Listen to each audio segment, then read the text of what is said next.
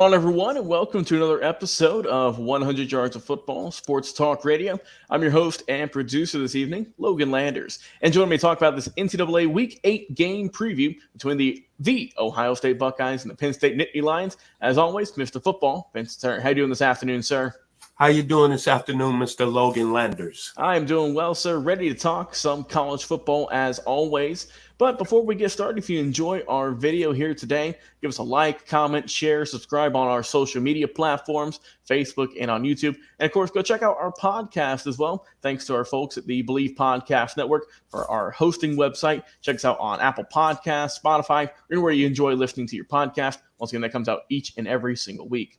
Well, let's get right into it, Mr. Turner. This is a big football game for both programs. Coming into this matchup, undefeated is both Penn State, ranked at number 7, and Ohio State, ranked number 3 in the nation. Let's talk about the Nittany Lions and what they can do this upcoming weekend to get the win. Looking at their team, who are their key players coming into this matchup? Who's going to help them get the win in this one? You got to go with the quarterback first and foremost. Mr. Drew Aller has had a really good season so far. A guy who I'm not seeing personally get a whole lot of national recognition, but he's done very well. 1,254 yards on the year for him, 65% completion percentage, 12 touchdowns, not a single turnover, no interceptions, and he's only been sacked 4 times on the year. And then your running back position, you have two guys, a two-headed monster, two individuals who have ran the ball for over 300 yards combined, or 300 yards individually, in Katron Allen and Nicholas Singleton. Both those guys have a combined 9 touchdowns on the year. The Penn State running game is very solid, 17 scores for them on the year. Your receiving game, you got Keandre Lambert-Smith, T.O. Johnson there, your tight end spot, Harrison Wallace III, all those guys putting in some good work there. And then, of course, you've got Tyler Warren, your big tight end, who's got a team-high 5 touchdowns for the season. Going to the defense, you've got some really good guys like Curtis Jacobs, your linebacker, leading your squad in tackles currently with 23. You've got a few other guys behind him like Jalen Reed in the backfield, Dominique DeLuca, also putting in some good work. But Vincent, they've got a star on the D lineman with Mr. Adisa Isaac, defensive end. 5 sacks on the year. He's looked really well. And also you got Chop Robinson, great name also, 3 for him. They can get to the quarterback, Vincent. They've got 27 sacks on the season. They have looked absolutely phenomenal on that D-line. They can put pressure on your quarterback in a hurry. And then your backfield, you're doing great back there as well. You've got 17 passes defended and 7 INTs. So they are just monsters on defense. And that's the interception guy leading that one is Mr. Daquan Hardy, your cornerback. So when you look at these two teams, they are really rock solid. And Penn State, they have put up a really good season so far this year. They're putting up, really good yardage, 426 for them. They've only allowed Vincent 193.7 yards per game. That is what we call elite defense. So for Penn State, if they want to win this ball game, just keep doing what you've been doing this whole season, and that is playing top-tier elite defense and getting some good points on the board. They have cruised to victory in all of their games this year. Really no tough test. Their only challenge, you could say, was Iowa, but they beat them soundly 31-0. So Penn State has, I think, kind of quietly been putting up a very good year. I'm not seeing a whole lot of love for the Nittany Lions, and I can't really explain why. Mr. Turner, tell the folks about what you think Penn State's going to be looking like coming into this matchup on Saturday. I'm going to say this about Penn State. First of all, I'm going to start with the head coach, James Franklin. I think he's done an outstanding job since he's been in Penn State, but the bottom line, he has not got them to the promised land. And the promised land is winning national championships. You think about his team right here. He's got a special football team, as you just mentioned.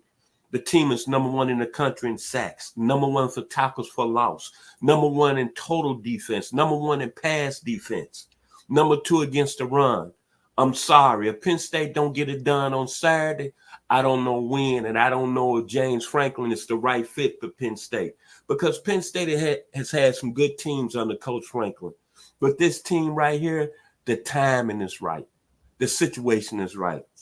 And think about this. Colorado has been our hottest team on the college football landscape, right? Yes, sir. It's been going on in Boulder. They 4-3.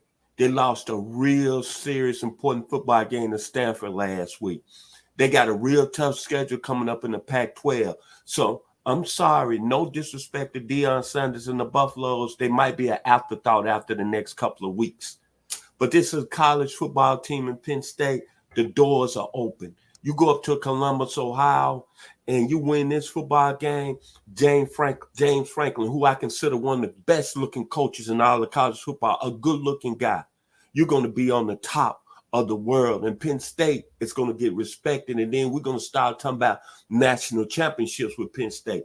This is a huge football game for them. And when you look at the history, you got to think about all those great players that's played at Penn State. LeVar Arrington, Franco Harris, Jack Ham, Shane Collin, Lydell Mitchell. National championships. This is a very, very prominent program. I know Joe Pa and the situation that happened a few years ago was bad for the program, but James Franklin has brought them back to the cusp.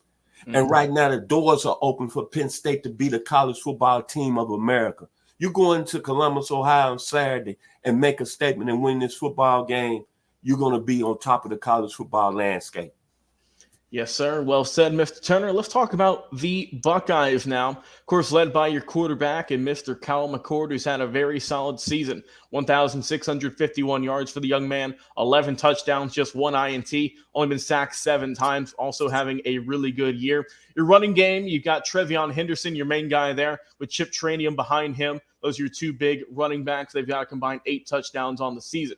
Wide receiver spot, we already know who the number 1 is. Mr. Turner did a great breakdown last week on Mr. Marvin Harrison Jr. Go check that out and see what all that young man's about there. Obviously leading your team by a lot in terms of yards and in terms of catches as well. And he's got 5 touchdowns leading the team. But some other guys to watch out for, Cade Stover, your big tight end who's had a really good season, and Emeka Uboka, your kind of second receiver there, who's also put up really good stats, over 300 yards receiving for him with 3 TDs. Going to the defense, led, of course, by Mr. Tommy Eichenberg, 46 tackles on the year for the young man. Behind him, Steel Chambers, linebacker, put you in a chamber there with 36 tackles on the season for him. Sacks, you got JT Trumalo on the D-line, getting 3 for him. And then behind him, you've got 2 guys with a sack and a half with Michael Hall and Jack Sawyer.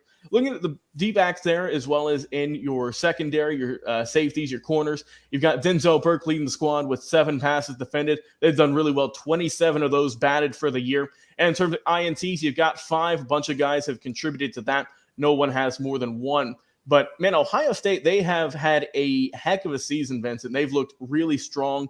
All in all, the only tough matchup they had, of course, was against Notre Dame in a game that we've all talked about. In Notre Dame, they had the chance to win it, but unfortunately they made a coaching gaffe and they missed that opportunity. But besides that, they have just been kind of rolling through opponents. They beat up Indiana, Youngstown State, Maryland, and Purdue the other week. They just beat them 41-7. And it's all thanks to, the arm of Mr. Kyle McCord and what he's been able to do. In terms of their defense, they've only allowed 263.5. They've had a really good team as well on the defensive side of the ball. So I think that if you had a weakness in terms of the Ohio State team that I think they need to improve on in terms of just getting a more diverse offense, you got to get the running game a little bit stronger, Vincent. In terms of yards rushing on the season, they're only getting around 135. Not that bad, but you got to get a little bit more, I think. And like I said, but obviously they've been doing well. That's just a small nitpick in my opinion. But I think Ohio State obviously is a great team. They're locked in at the moment for that National Football Championship. We'll see if they can do it this upcoming Saturday. Mr. Turner, your thoughts on the Buckeyes? Well, one thing I'm going to say about Ohio State, to me, they got the most impressive win on the season when they went into Notre Dame and won that close football game. Ryan Day is looking for respect. I think we kind of disrespected the program over the last few years because last time I checked, Ohio State has been in the college football playoffs, 3 out of the last 4 years? I think so. They've been on the road. So I don't know what the people up in Columbus, Ohio, I know they won a national championship. But right now, Ryan Day has done a very, very outstanding job.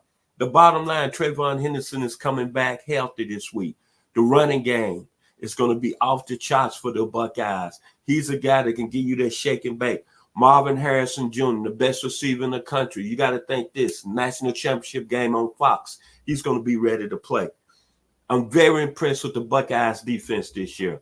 Only giving up 58 points allowed. Jim Knowles has done a phenomenal job. Tommy Eckenberg, outstanding linebacker. Denzel Burks, as you mentioned, one of the outstanding corners in the country. Josh Proctor, another outstanding football player on the defensive side of the ball. Outstanding safety. For me, on Saturday for the Ohio State Buckeyes, let's go back to the quarterback position. Kyle McCord. Think about this, Logan. Caleb Williams lost last week. Michael Penix Jr. had an outstanding game with Washington. But when you look at the Heisman Trophy, it's open now to anybody that can win it. Kyle McCord, all I'm going to say to the Buckeye Nation, this is your Heisman moment. He plays well, the Buckeyes are going to run away with Penn State on Saturday. All right, well said. Now it's time for our prediction, our final score. For this one, Vincent, I'm going to go with Penn State kind of breaking through that glass ceiling and getting a win in this one. I have it being a close one, though. Give me Penn State 31 and the Ohio State 28 close ball game. I'll give the slight edge to the Nittany Lions and their tremendous defense. What's your final score in this game here, Vincent Turner? I'm going to say this. The Buckeyes, when you look at college football over the last 2 years, they are battle-tested. This year, they played a tougher schedule. They got the bigger win going into Notre Dame and winning that football game. I want to ride with Penn State. James Franklin, it's your time, but I just cannot bet against the Ohio State Buckeyes and Ryan Day. Simply because I'm going to tell you the reason why, and I'm going to say it one time. Kyle McCord.